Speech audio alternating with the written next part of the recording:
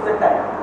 Our project consists of 2 volt DVD drivers and 2 modules of motor, driver, module and Arduino.